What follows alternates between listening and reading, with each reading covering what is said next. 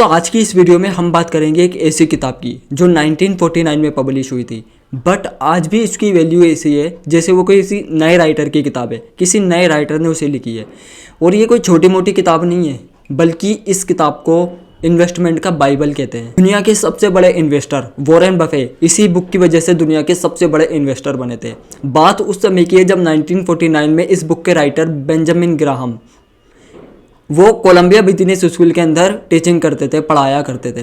तो उस टाइम पर वॉरेन बफे 19 ईयर्स के थे और जब उन्हें पता चला कि बेंजामिन ग्राहम ने इतनी अच्छी किताब लिखी है इन्वेस्टमेंट पर, तो उन्होंने उस किताब को पढ़ा और पढ़ने के बाद उनकी पर्सनैलिटी, उनकी शख्सियत से ऐसे मुतासिर हुए कि वो उनसे मिलने कोलंबिया बिजनेस स्कूल के अंदर पहुँचे, जहाँ पर वो उनसे मिलने के बाद उनकी सारी खूबियों को देखकर उनके फ़ैन हो गए और उनसे वहीं पर बिजनेस सीखा, इन्वेस्टिंग सीखी और उनकी कंपनी के अंदर काम भी किया था। और बेंजामिन ग्राहम को इसी वजह से वॉरेन बफे का गुरु भी कहा जाता है। जैसे ये किताब बहुत बड़ी है और इसके अंदर बहुत सारे चैप्टर्स भी है, बट वॉरेन बफे इस बुक को पढ़ने के बाद ख़ास तौर पर रिकमेंड करते हैं कि हर पढ़ने वाला एक बार चैप्टर नंबर 8 और एक चैप्टर नंबर 20 ज़रूर पढ़े, क्योंकि इस बुक का जो सार है, निचोड़ है, वो सारा इन्हीं दो चैप्टर्स के अंदर है। 1949 में ग्राहम बहुत अच्छे इन्वेस्टर माने जाते थे, बहुत अच्छी इन्वेस्टिंग करते थे, पैसा कमाने का हुनर जानते थे और उन्होंने ही वैल्यू इन्वेस्टिंग प्रिंसिपल की खोज की थी।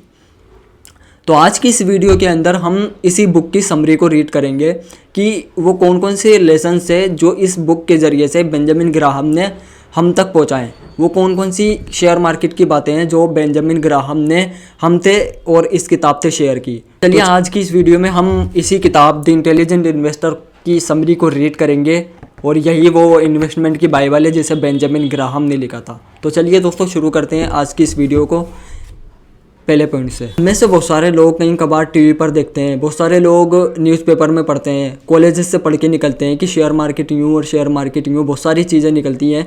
तो दिल में एक सवाल सा आता है कि हम क्यों पीछे हैं, हम भी इन्वेस्टिंग कर कर अच्छा रिटर्न पा सकते हैं, तो हम क्यों पीछे रहे।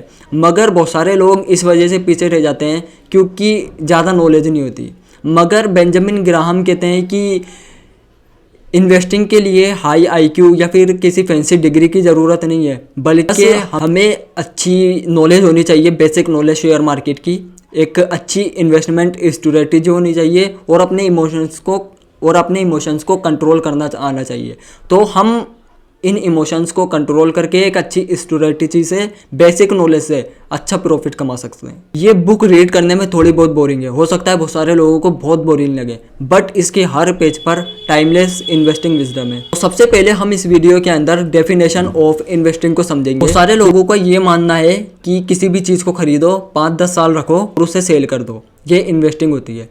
बट ग्राहम यहाँ पर हमें सजेस्ट करते हैं, ग्राहम हमें यहाँ पर कहते हैं कि इन्वेस्टिंग के लिए 3 चीज़ों का होना बहुत ज़रूरी है, जिसे हम आगे जानेंगे।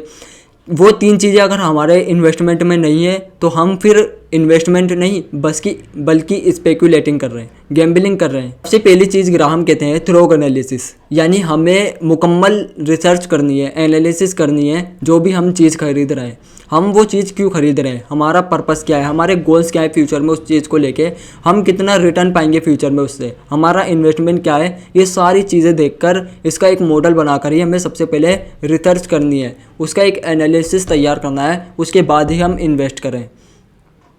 सेकेंड चीज़ वो कहते हैं सेफ्टी ऑफ प्रिंसिपल्स, यानी जो भी पैसा हम इन्वेस्टिंग कर रहे हैं वो बिल्कुल सेफ होना चाहिए। प्राइस को देखें तो रोज़ फ्लक्चुएट होते रहते हैं, शेयर मार्केट में भी और बाहर भी, बट 6 महीने साल भर बाद हम जब अपने पोर्टफोलियो को चेक करें तो वहाँ पर हमें लॉस नहीं होना चाहिए, वहाँ पर हमें हमेशा प्रॉफिट ही नज़र आना चाहिए। क्योंकि 6 महीने और साल भर काफ़ी वो होते हैं, यहाँ पर 6 महीने या साल भर तक कोई भी प्राइस फ्लक्चुएट नहीं होते, वो ऊपर नीचे नहीं होते, वो थोड़े टाइम के लिए होते हैं। इसलिए हमारा पैसा बिल्कुल सेफ होना चाहिए, साल 6 महीने के अंदर हमारे प्रॉफिट दिखना ही चाहिए अपने रिटर्न्स में, अपने पोर्टफोलियो में। तीसरी चीज़ वो कहते हैं एडिक्वेट रिटर्न। अब एडिक्वेट रिटर्न क्या होता है, आपको इन्वेस्टमेंट किए गए अमाउंट पर एक सफिशिएंट रिटर्न भी मिलना चाहिए। Difficult return difficult return thumbnail rule के हिसाब से वो रिटर्न होता है जो हमें फिक्स एसेट से मिलता है, और वो उससे भी 5% ज़्यादा होने चाहिए। यानी अगर हम एफडी में पैसा लगाते हैं तो वहाँ पर हमें 7% रिटर्न मिलता है, मगर जब हम वही पैसा इक्विटी में लगाएंगे तो हमें 7 + 5 यानी 12% रिटर्न मिलना चाहिए। तो अगर ग्राहम कहते हैं कि अगर ये 3 चीज़ें आपके इन्वेस्टमेंट में नहीं है तो फिर आप स्पेकुलेटिंग कर रहे हैं, ना कि इन्वेस्टमेंट। इस वीडियो के अंदर हम कॉन्सेप्ट ऑफ मिस्टर मार्केट समझेंगे कि मिस्टर मार्केट क्या है। देखिए दोस्तों, ग्राहम ने इस बुक के अंदर शेयर मार्केट को मिस्टर मार्केट कहा है। मिस्टर मार्केट की टर्मिनोलॉजी से शो किया है, जो कि एक इमेजिनरी पर्सन है।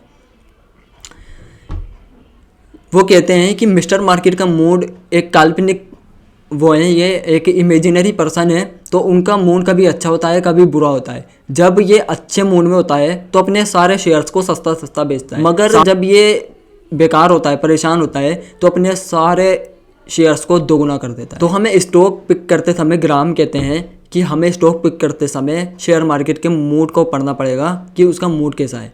अगर वो नीचे की तरफ जा रहा है तो हमें सारे शेयर्स खरीदने। बहुत सारे लोग ऐसे होते हैं जो शेयर्स को शेयर मार्केट के डाउन होते ही बेच देते हैं, क्योंकि उनके दिल में एक डर होता है, अब ये शेयर मार्केट डाउन हो रहा है और ज़्यादा डाउन होगा, इसे फ़ौरन सेल कर दो। तो बहुत सारे लोग इसे सेल कर देते हैं अपने शेयर्स को, और बहुत सारे लोग इसे अप होने पर शेयर्स को ख़रीदते हैं। अब इसकी रेट और बढ़ेगी, अब इसकी रेट और बढ़ेगी, तो वो ज़्यादा ख़रीदते हैं, और फिर वो शेयर्स को सस्ता बेचते हैं, महंगा खरीदते हैं। फिर बाद में वो सोचते हैं कि हमें लॉस क्यों हुआ।